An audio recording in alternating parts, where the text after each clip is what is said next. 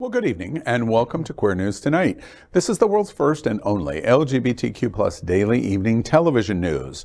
We're broadcasting live and then we're available on demand. And we're available on all smart televisions, including Roku, Apple TV, Android TV, Amazon Fire TV, and of course YouTube and Facebook. It's time to queer up the news. It's Wednesday, February 15th, 2023, and we are live and literally out of the closet and into the headlines. So many of your important stories we're going to tell this evening on Queer News Tonight.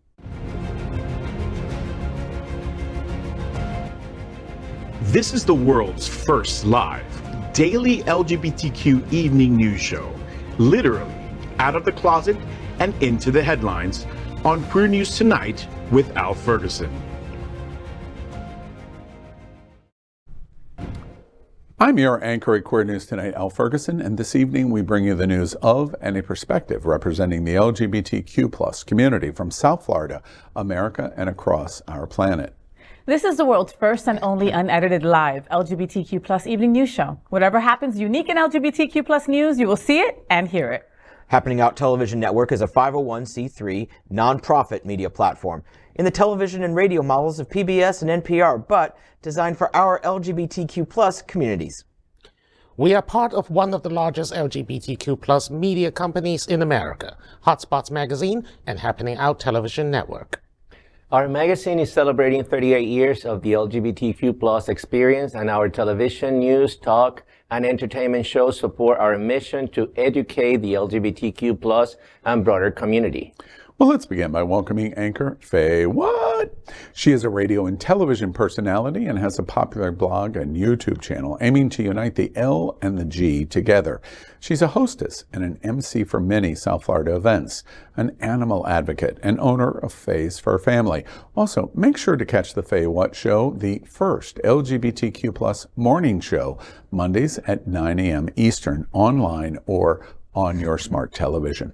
Fay, by the way, was also the winner of the 2022 SFGN Best Local Television Personality. Welcome, Fay. Hello, boys. And I am so hyped today. Like, I've had way too much sugar. You know what I do the day after Valentine's Day? I go to Target and get all the candy half off. Why is that? Why is that? Because it's half off. Yeah, and it's delicious. Oh, I thought it was the need for sugar for energy or something. Yeah, that's it. Yeah, okay. Hello, everyone. Let's welcome John Hayden. I was going to say let's welcome to the stage. Like I was like a strip bar DJ all of a sudden. Next to the stage is drag queen. John Hayden. He's a journalist for 28 years. He now works for several outlets, including South Florida Gay News, as a reporter and community editor, covering politics, entertainment, and local events directly impacting the LGBTQ plus community. John's interviewed everyone from presidents to Oscar winners. After Thunderpuss, Pride, and the superest Super Bowls ever weekend, he can't come soon enough? Is that what you said? That's what I said, yeah. That's a great intro, Oh, John. wait. Yes, I can. Welcome, John. I'm loving the red shirt. Did you not change from yesterday? It's Tuesday, Tuesday is Clean Shirt Day. It's Wednesday. And you wear this the rest of the week. Yeah. Tuesday was Clean Shirt Day. Welcome. Very good. Yeah. Let's welcome anchor Dr. Bobby Huen. Bobby is a certified civil and family mediator. As the founder and principal mediator at BH Conflict Resolution Services, he helps families, businesses, and individuals resolve disputes of all types. Having grown up everywhere from Hong Kong to Boston, Bobby is proud to offer a global perspective on current events. When he is not at the office or here at the Happening Out studios, Bobby is enjoying gaming, Lego building, and hanging out on the drive. My question is, what are you hanging out? Various places. Welcome, Bobby. Thank you, John. Well, now let's welcome anchor Dino Mosquera. He joined the Miami Gay and Lesbian Film Festival in the late 90s, and now he serves on the Outshine Film Festival's board of directors. He is now the screening committee chairman, selecting films for one of America's most important LGBTQ plus film festivals. Welcome, Dino. Thank you, Bobby. Just about the film festival, tomorrow we have a film at the old cinema in South Beach. It's called In From the Side, a wonderful film film. It was the centerpiece or the main highlight film of the week during the Florida Film Festival. It was sold out with the party at the, what's the park there in Milton Manor? Richardson. There you go. Yeah. And so tomorrow we have it again in South Beach. If you didn't get the chance to watch it during the film festival in Fort Lauderdale, come down to Miami tomorrow at 7 p.m. at the Ocean. I went to that film. It was excellent. Wonderful. Yeah. It's a movie about sides or versus? It's the rugby players love story. Rugby love story. Love story from England with the hot. But You had me at rugby. Yeah, I was going to say rugby. Oh, if you think that's all that's going to have you. Oh, it's a very good film. Right. Anyway, so we are the reporters for Queer News Tonight, and this evening we begin with the queer headlines. The LGBTQ plus community in South Florida and across America is diverse. Our community across the world is vast, and here are the bullet points of Queer News Tonight for today, Wednesday, February 15, 2023. Well, we're going to begin by queering up the USA view. The Village people told Queer America to go west, and 2.7 million LGBTQ plus did. In July 2021, for the first time ever, the Census Bureau initiated a series of nationwide surveys that included questions about sexual orientation and gender identity, and those numbers have continued to be tracked by many groups. The results are notable, especially for California. The state has the largest lesbian, gay, bisexual, and transgender population, 2.7 million, and that's 2.7 million of LGBT in our nation. Texas is second with 1.8 million, and Florida is third with 1,750,000 LGBT population. Here are some of the key facts about California's large and diverse LGBT population. California's LGBT community includes a broad range of identities, not all of which are captured in the census data.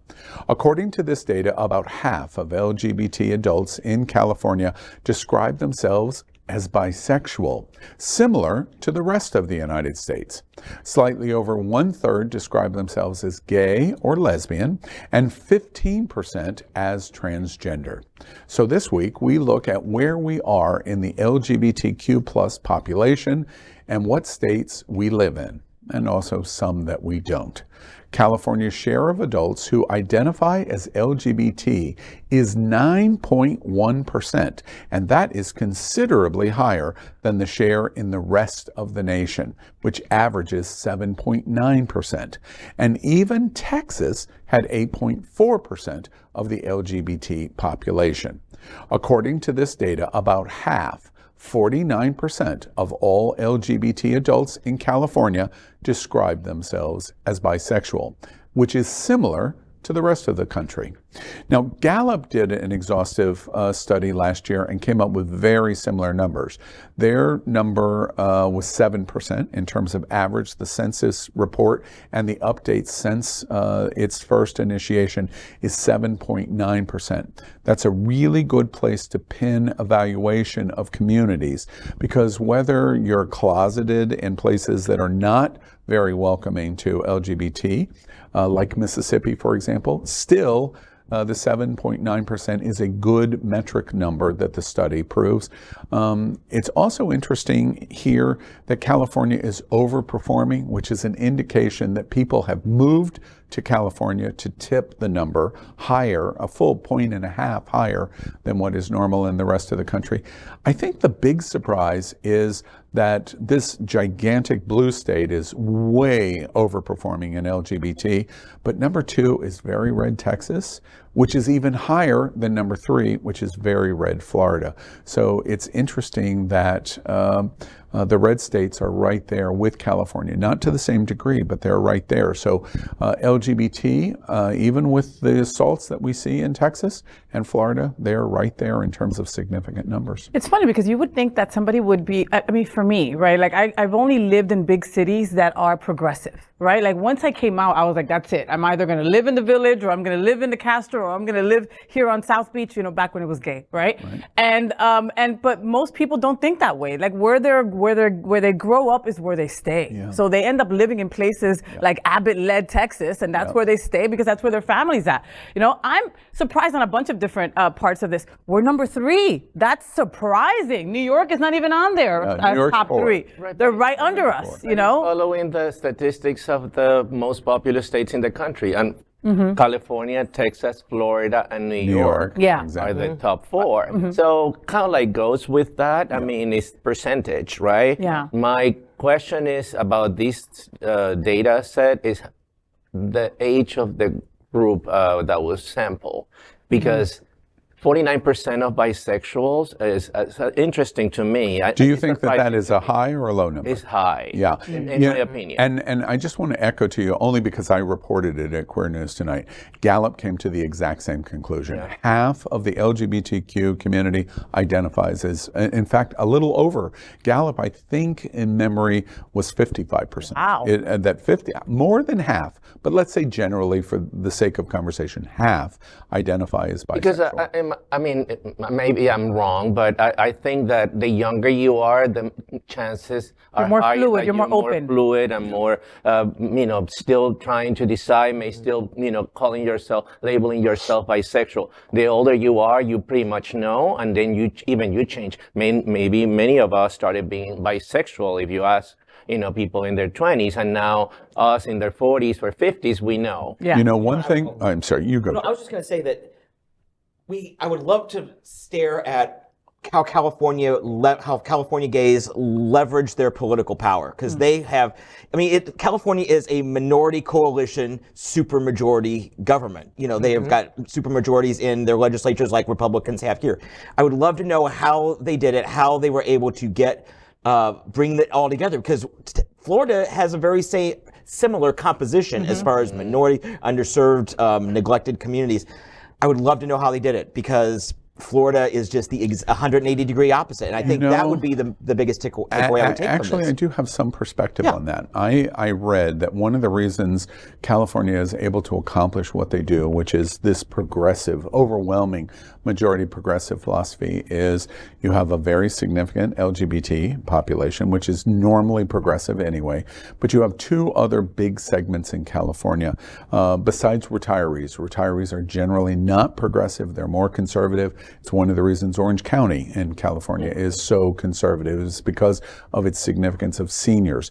But the other 2 big demographics in California that kind of tilted overwhelmingly is entertainment industry, of film, television, and all of the related industries that attract people from all over the country, that even if they're not actually in it, they're a waiter or a server or in a hotel trying to get into the entertainment industry, that have moved from Missouri or Kansas, and that's attracted. And then the third big demographic area is tech. And the technology in Northern California is overwhelmingly progressive in their thinking, very green, etc. And those 3 combinations are really what I think experts say is what contributes to. And you think we're 3 because of like Disney and places like that? We're in the game because of that, and South Florida has been this big blue island. What's interesting about this is that California is kind of looking down their nose. When Newsom ran the ads for Charlie Crist, he was making fun of DeSantis, but he was contrasting himself of going, DeSantis is having growing power in America, so I'm going to attack him from very powerful California. But in many respects, Florida is losing ground, because while we have this significant LGBT population, we don't have the big strengths like California does. And as a result, we're blue islands, and in fact, smaller blue islands. You can't say that Miami-Dade County is a reliable blue county anymore. Not anymore. You cannot. And it's the number 4 school district in America. It's one of the top 8 metropolitan communities in America, but not reliably progressive anymore. Not anymore. No. And we are And I mean, the surprising fact that, Texas and Florida are so gay, but on the other hand, people are people, gay people are not, and they come because of bread and butter issues. A lot of them are basically there for work, a lot of them are basically there for retirement because they want to leave the cold. But the point is we need to figure out how to leverage our political power to get more representation with our allies in those states' governments. And structurally, we are on the back foot already because of tons of gerrymandering and restrictiveness. Yeah, just one more thought. As we were having this conversation, did anybody have the Village People singing in their head? Or was it just... It was just you. I prefer the Pet Shop Boys version with the Gay Men's Chorus of New York. Okay, all right, there you go. Well, we move on and we queer up South Florida gay news. Pride of the Americas happened. It took the power and sheer force of will by Fort Lauderdale, Wilton Manors, Broward County, and hundreds of volunteers to push Pride of the Americas over the finish line, but they did it. In this week's SFGN, online now and on stands tomorrow, I have a look at a weekend of lowered expectations. From Pride on the Drive and Thunderpuss on Friday night, which drew about 2,400 people, to Saturday's parade that drew maybe 1,000 and a few thousand more who came in and out of the main event at the park throughout the day. Pride President Mike Martorell estimates about 15,000 total attended all events over the weekend, including Sunday's pool party. This was a far cry from the 350,000 people expected when the idea was conceived in 2018. Instead of a hemispheric celebration, it felt like a very local, small-town pride. But at least it happened. After years of delays and months of infighting and departures in leadership, just that seems like an accomplishment. If Pride of the Americas hadn't happened, it would have been a black eye to Fort Lauderdale, Broward County, and the LGBTQ plus community in a time when we need to show strength. The future of Pride Fort Lauderdale is uncertain. Its board is nearly depleted, its finances are tenuous, its reputation is wounded.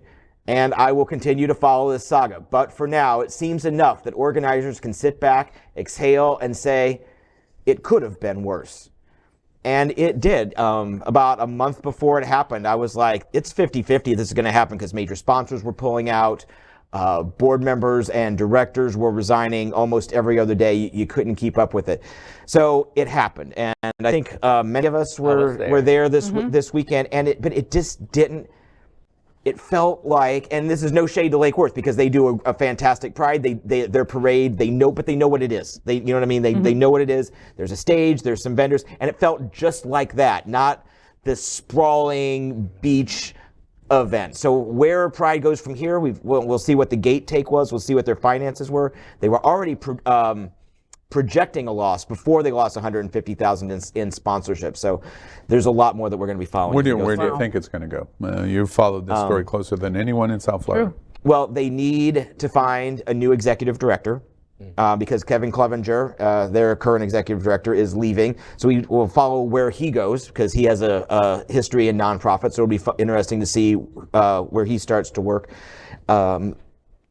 They've got to get a new board organized. They've got to learn their bylaws, which they have admitted that they don't really have a great grasp on. They've got to find new fundraising. They have a lot of bridges to mend that I don't know if they can be rebuilt or not. And of course, finances wise, if you don't have money, you don't know where you could end up. And that's something we'll be following as well. Wow. I got to tell you that a month ago when you sat in that same seat and you started telling us all this, I got to tell you that I was on the 80% of it not happening. Yeah. Okay. Yeah. And the fact that I ended up hosting the parade and stage, was a blessing, and it was fun and it was wonderful. And I'm glad that I was able to support my community. It did feel very local. It felt very small and compact. I had a freaking blast. Okay. Yeah. Thunderpuss on Friday brought it. Amazing. It was amazing. Amazing. It's like, folks, you got older, you got better. And at the end they addressed the crowd. Gray hair and all, right? They were awesome. Addressing the crowd, telling them how maybe we shouldn't have waited 20 years, right?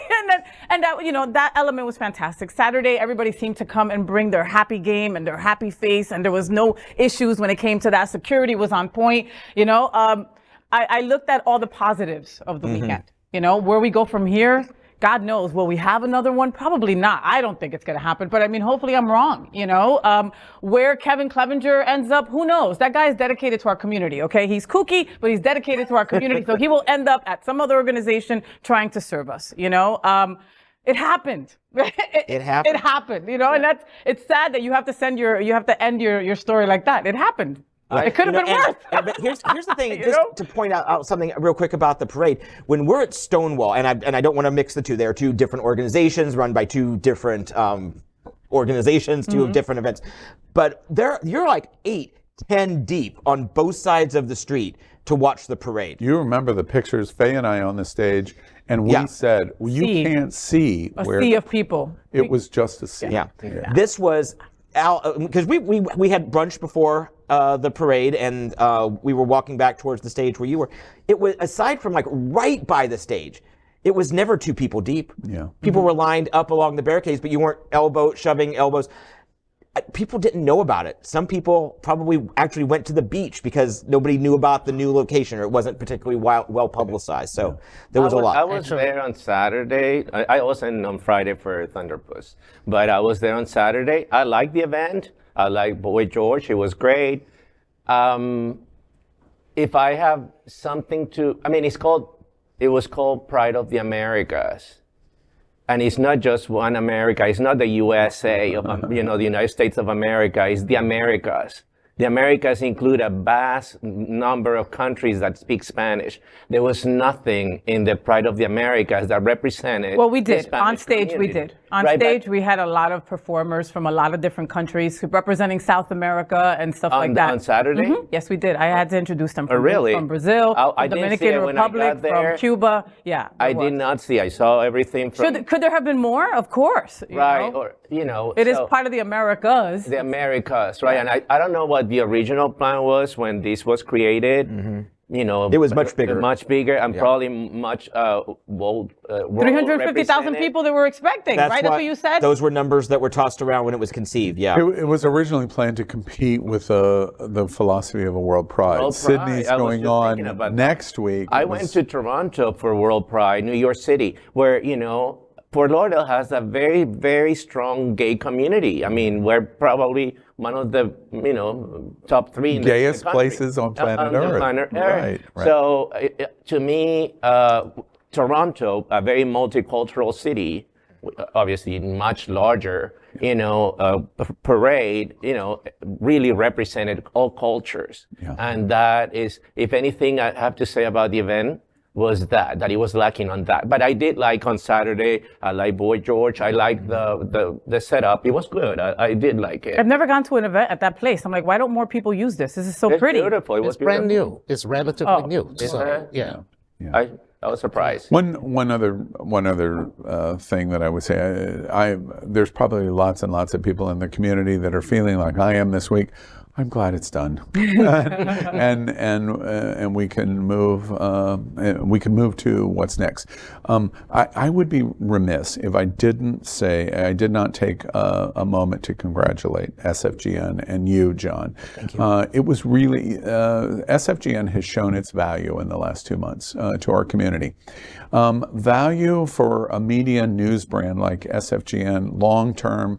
You know, Norm Kent and Jason and John Hayden, you don't evaluate the value of your LGBT media brand on whether you agree with the stories or not. Yes. And I just congratulate you and SFGN for telling the story, because you told the story, naked, truth, and all. We're just telling you what's happening. And expecting the pushback and still doing it. That takes cojones. Yes. I'm going to tell you what cojones means. Dino, you want to tell them what cojones means? I think we all know what that means. You have them. She has them too. She does.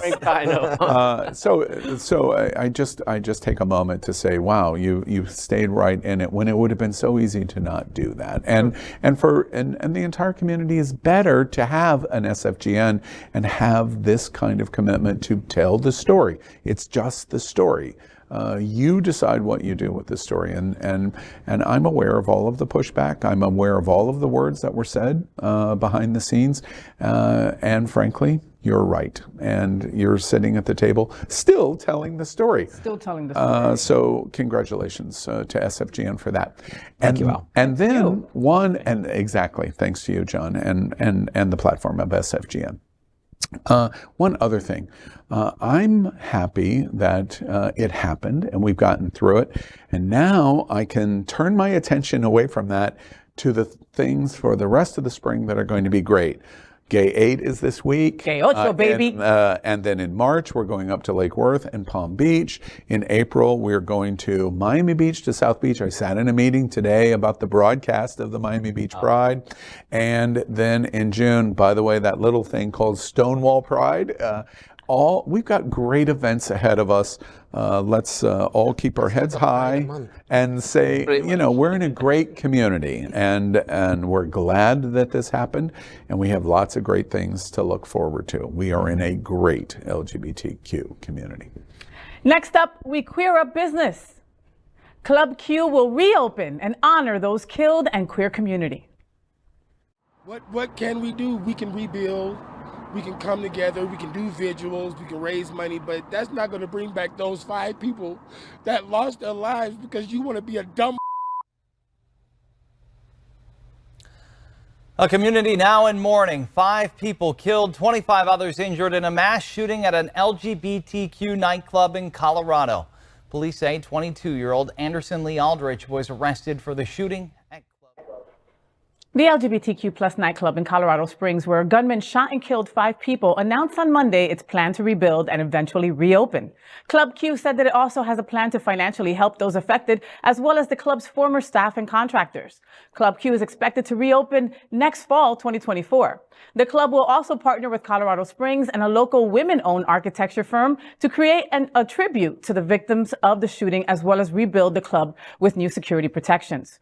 The designs for the rebuild are expected in the next 4 to 6 weeks. The planned tribute will be a permanent memorial to Daniel Aston, Raymond Green Vance, Kelly Loving, Ashley Paw, and Derek Rump. The new security features will be planned in coordination with local, state, and federal agencies in order to have Club Q stand as a model for LGBTQ plus safe spaces in the U.S. The club has also brought on 2 victims of the shooting as new staff, as a full staff plan is worked out for the venue to reopen. It also said that it continues to fundraise for those affected by the shooting, supporting both the Colorado Healing Fund and the Compassion Fund. This story is fantastic, and the reason why it's different is because most of the time after a mass shooting, they will tear the place down, okay? And with this one, they're not going to tear the place down. You know, they're going to gut it and redo it, but they're going to give it back. And that is how we beat hate, is by shining. Okay, and Club Q will allow LGBTQ plus folks to come back and enjoy it for what it was, as a safe space, as it should be. And I agree, but on the other hand, I feel like it's great that they got a women-led architecture firm to rebuild the space, and there's going to be a memorial. On the other hand, I feel sad that now we have to specifically design security measures. I mean, I wanted my ideal gay bar is somewhere that you can go in and feel welcome, not go through metal screen and not go through metal detectors. But Bobby, this is 2023. Get used to it, Bobby. I mean, we just went to Pride where they had metal detectors. This is the new norm. It's sad, is what it is. Yeah. I hope it. I'm glad that they're doing this, right? Mm-hmm. I hope it doesn't get into the conniving in battle in the community, like what's happening. Wait, we're gay, right? Right. I'm afraid we're gonna go there. Right? What do you mean with posts? What do you mean? Well, because there are some controversies with the people that own the bar, and then the new memorial, and it's been this infighting going on for already like a few years, right? Yep. And it diverts the attention for what's really important from the victims and what happened. And this is I hope it doesn't get to that. And this is, better done here. My concern, and this is me. This is in my head. These are things that I have to deal with, but I can't help but wonder, first, does it feel like we're dancing on their graves? Like when we rebuild and reopen and we've got it's a reasonable feeling. Whether it's true or not, I don't know, but that is a reasonable feeling. Yeah, like my first thought when I read this was, if I was there when this happened, would I be able to go back? I don't know how those even two if it was people, redone, the two you know? people who, the When two I victims who have worked been there. brought on staff, I don't know how they can Yeah. go back there as. That's Like I resilience said to the again, I max. said this is in my head, but that's where my heart is. Can I, Pulse? Yes, I'm on this page with you. But let me ask you a sincere question to this point, and thinking about LGBT. We lost 50,000 servicemen in the Vietnam War. And today, one of the top places to visit in the world for Viet vets is to go to Vietnam. And Vietnam welcomes them with open arms. They have a very progressive tourism program and attitude of, wait, how could we? And on both sides, regardless of how, do we think that that's inappropriate? 50,000 Americans lost, and Americans flock into visiting Vietnam, and Vietnam vets flock into wanting to visit and go back to Vietnam. Isn't that kind of the same kind of thing? It's not. Vietnam's a country. This is like one spot where one particular tragedy happened. Like I could go to Colorado. I could probably even go to Colorado Springs again. Go to a club that's maybe a block away. I just don't know about being able to go. But again, we have to retake. Otherwise, we let them take from us. If we don't reclaim our spots, then they win. So it's a hard issue. And I'm not saying I'm right. I'm just saying that's what's weighing on my heart for this story. For me, this is about resiliency. The idea that, we can rebuild right on the same spots. Colorado Springs has always been one of the dots in Colorado that's not necessarily very friendly to LGBTQ rights. Remember, a lot of organizations like Focus on Family originated from there. So for us to reopen and say we're still here, we are opening right the same spots, and we are going to be dancing again. That's very important, I think, to show that we are not backing down, we are not afraid, and there. Can I make sure that I say out loud, we're doing this story, we're reporting on what Club Q is saying in Colorado Springs and what their plans are. Colorado Springs is not a great town for LGBT. That's the whole point of what was going on in Colorado Springs, especially in comparison to Aspen or Vail, and certainly Denver. I hope anyone that watches this report and our reporting of this, that Club Q and the LGBTQ community in Colorado Springs knows that we're doing this story because we're standing up for Club Q. We're saying out loud, wait, we're right there with you. And this is a very positive story, irrespective of John's expression of, is this the right thing to do? Let me just tell you from my perspective, because of Pulse. I always, in every story related to gun violence, especially in LGBT, I say Edward Sotomayor, first name killed at Pulse, who worked directly for me, and the RuPaul event. Club Q in Colorado Springs is already doing something that we couldn't accomplish in Orlando. You zero right in on it. It's coming up on its 6th anniversary in June, and we're no closer, really, to where we should be 6 years later. Lots of reasons: fight, memorial, what kind of memorial, what are we doing with the platform of the building? Pulse never reopened. You can visit Pulse today, but at the end of the day, what are we doing for the 49 victims at Pulse?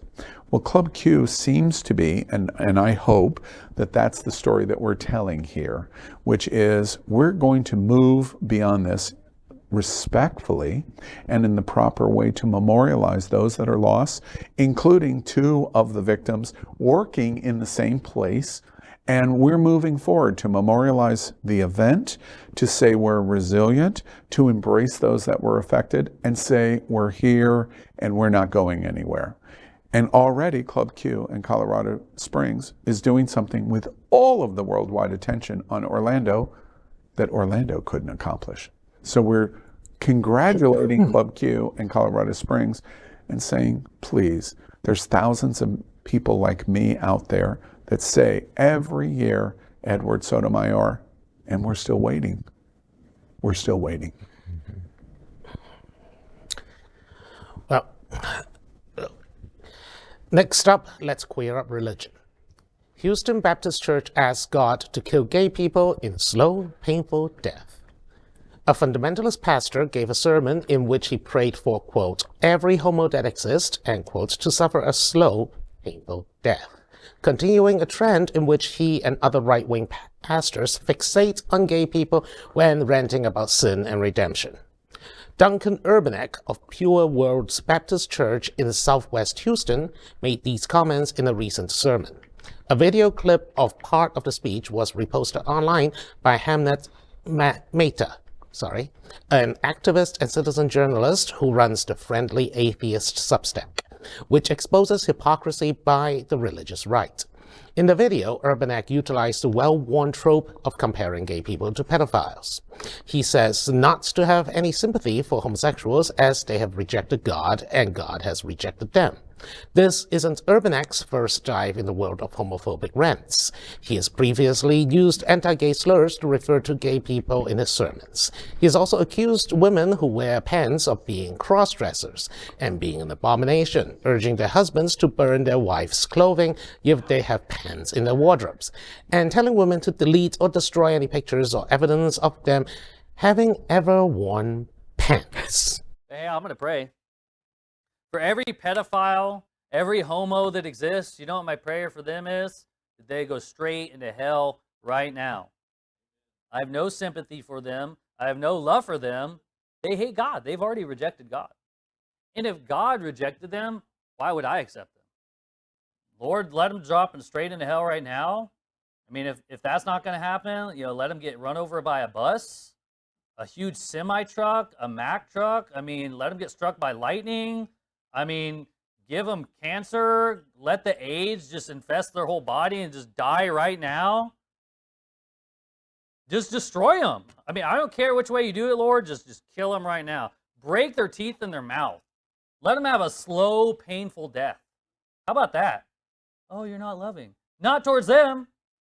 Not towards freaks and perverts who hate God. There is no love. Yeah, you're right.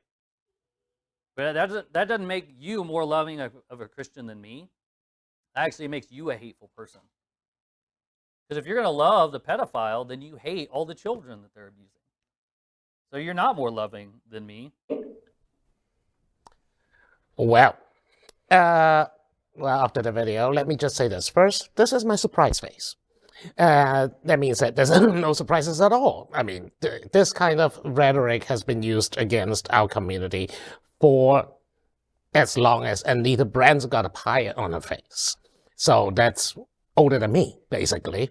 And on the other hand, this extremist rhetoric, we have to ask, how soon are we going to see another version of Club Q? We do not hold these pastors responsible for the violence they cause down the road.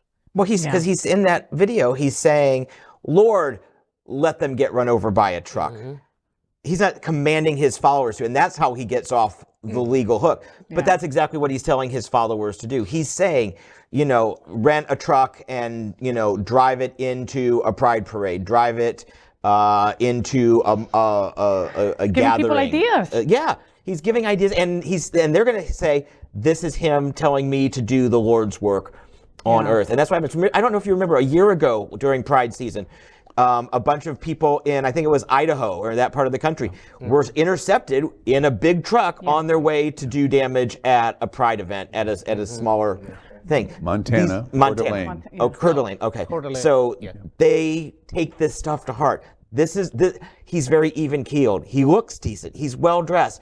And he's not ranting and foaming at the mouth, which makes him extra dangerous. He's an awful, awful person. And I know, Bobby, like you said, we've been getting this forever, right? But why does this still sting? It stings me like crazy. When I read this one, then I saw him, right? I thought of every person that I love, every gay boy that I love, something bad happening to them. Right? And my heart just sank. Yeah. How do you say things like that? Like, I hope a person gets cancer. As a cancer survivor, I'm like, how the F do you do that? A semi-truck run over my gay boys. First of all, I am friends with God, okay? And he's a gay boy, by the way. And he says that he loves us. Yeah. So this guy's just disgusting. You're in church every Sunday. I'm in church every Sunday. Yeah. Twice. Twice. And this person called himself a man of God. I mean, a clergyman, Dino. It's just the worst. How do these people get away with this? This is inciting violence. How do these people get tax exemption too? How do these people get away with this for years and keep getting away with this? I can't wait for the pictures or videos of him cross-dressing because they must be somewhere. No, his name is not Falwell. Or Santos. Or Santos. You know what's really interesting about this, and I just remind us all, this is a minority percentage. This is not America's point of view. This is not what America thinks about the LGBTQ community. What this voice does is radicalize the tiniest of percentages in community. It makes news. Arguably, we're contributing to it because we're reporting on it. We elevate this crazy minority, unheard of pastor at this church in Texas, and Tucker Carlson will pick it up, and Laura will pick it up, and Sean will pick it up, and they beat a drum. But the vast majority of Americans are not this. What's really important, however, is to know thy enemy. I think that I've read that in the Bible, and you just saw it. You saw the radical evangelical voice. That is not anti-religion. I have faith. I know other people at Faith. Fay is speaking at church every Sunday. It's not that. We're watching radical evangelical. And that's who causes harm. The last thing that I want to suggest here is, as I was watching him, I was thinking, gosh, I wonder if he said this and Jesus was present, what Jesus would say.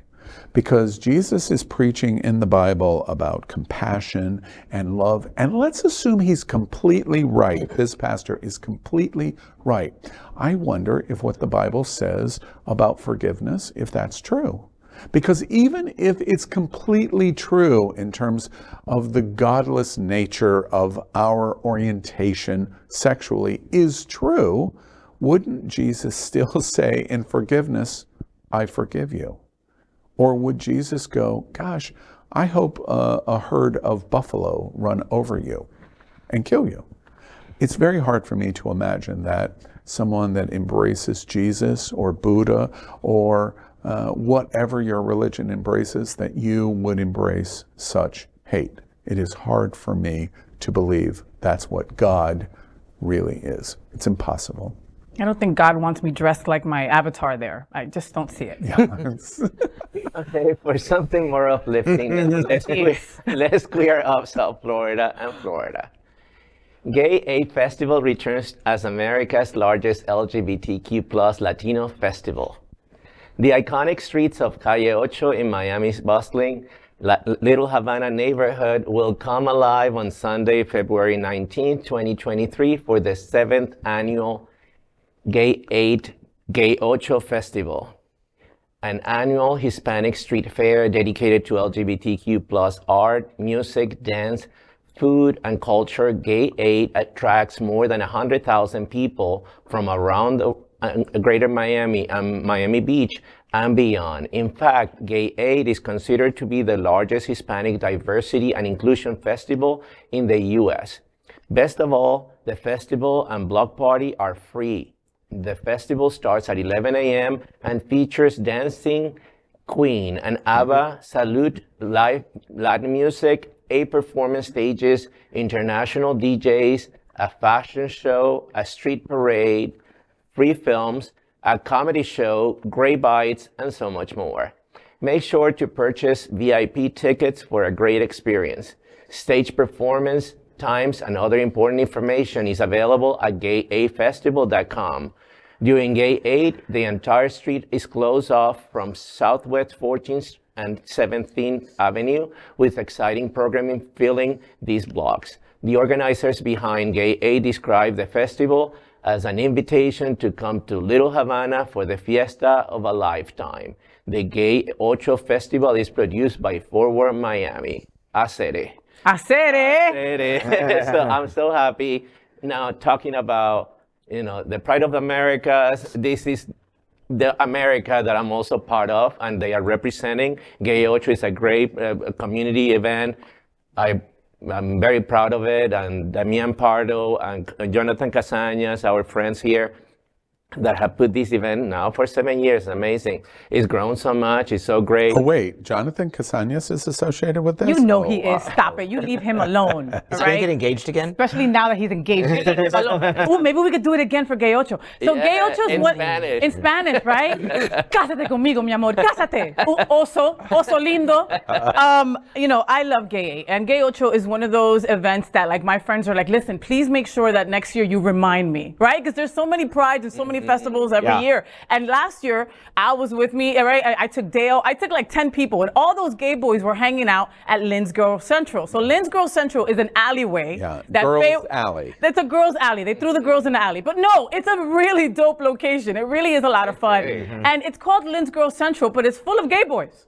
Gay boys follow me wherever I go, right? And so I'll be hosting there from 3 to 6 p.m. on this Sunday, but I'll be there for the whole entire day. It's so much fun, and it's so family friendly. And you see everybody come out with the kids and the dogs and everything, and it's just a lot of fun. I really love it. I know it says it's only 4 blocks, but it's like 4 New York blocks. You know what I'm talking about? The long blocks, right? So it fits a lot of people. I'm just really looking forward to Sunday. It's going to be an awesome time. And I was one of the gay boys with you last year, and I had a really great time. I had never been to the event before.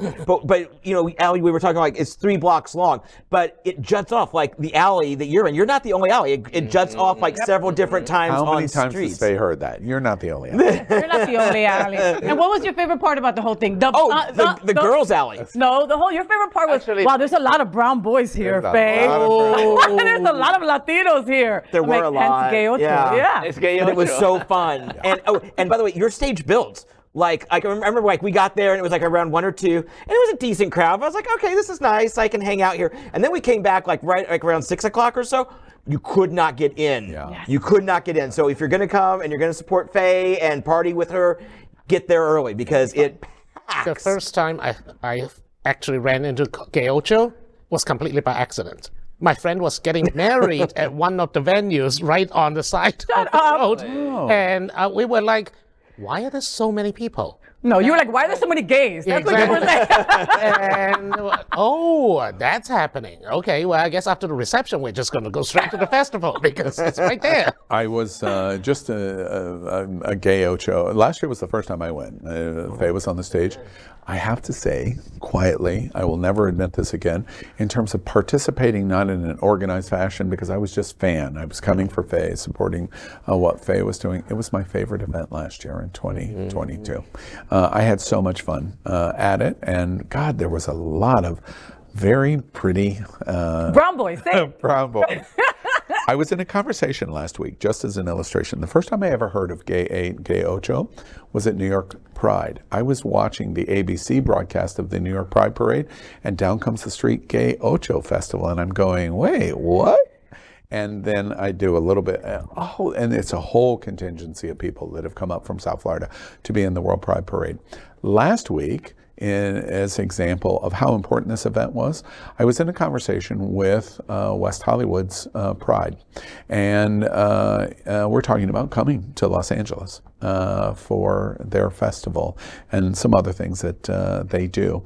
And in our conversation, they bring up, wait, are you familiar with the Gay Ocho Festival? And they bring up, West Hollywood brings up Gay 8 Festival in the conversation with me because I'm here in South Florida. And they asked me like 50 questions of it. Because at the end of the day, they were completely jealous in what arguably is the major, South Florida, of course, but the major Latino community in the United States is the Los Angeles Valley, and they have nothing like the Gay 8 Festival. And it was, they asked all kinds of questions about it. And I thought, wow, that is the result of the power of the quality of your event when Los Angeles and West Hollywood gays are asking about what we're doing here in South Florida. I'm going to be at the Gay 8. Yay! Yay! Well, I hope all of you will join us also at Gay Ocho. They'll have a gala, they'll have food, fun. They have so much stuff going on. Go on over, have a pincho, have a churro, and say hi to a cutie. All right, I'll see you guys on Sunday. I'm going to have something, but it's not going to be any of those things. You're gonna- Not a wait. pizza? You're going to have a churro, sweetie. Make sure you check out all the festivities at gayochofestival.com. All right. Next, we are proud of our special partnership with Sunshine Cathedral, the world's largest queer church right here in Fort Lauderdale. Supporting that partnership, we're broadcasting from our permanent set here at Sunshine Cathedral at the Happening Out Television Studios. We broadcast Sunshine Cathedral Sunday International Service at 10:30 a.m. every week.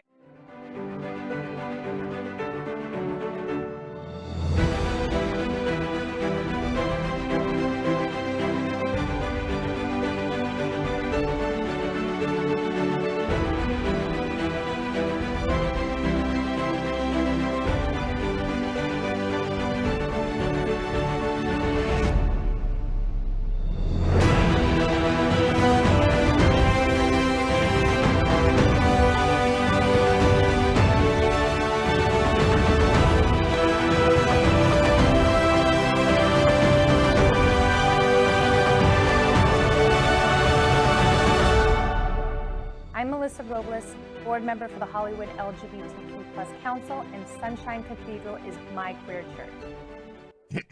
That is today's news for the LGBTQ+ community on the world's first and only daily LGBTQ+ evening news show. If our community is important to you, share this news with your friends and family. Are you, like most of America, part of our very large television audience watching this live LGBTQ+ news broadcast right now on Roku, Apple TV, Android TV, and Amazon Fire TV? Queer News Tonight is the only live LGBTQ+ digital television show in the world that is out of the closet and into the headlines. We need your support. If our community is to grow, we must tell our stories and bring them to the attention of the broader world. This is the only place in the world that tells these types of LGBTQ+ stories in motion and sound. That is the passion of Hotspots Magazine, Happening Out Television Network, and Queer News Tonight. I'm your anchor, Al Ferguson. And on behalf of these LGBTQ+ reporters, the anchors of Queer News Tonight, including Fay What, John Hayden, Dr. Bobby Huen, and Dino Mosquera, we will see you daily at 8 p.m. And to our LGBTQ+ world, we wish you a good night. Good night.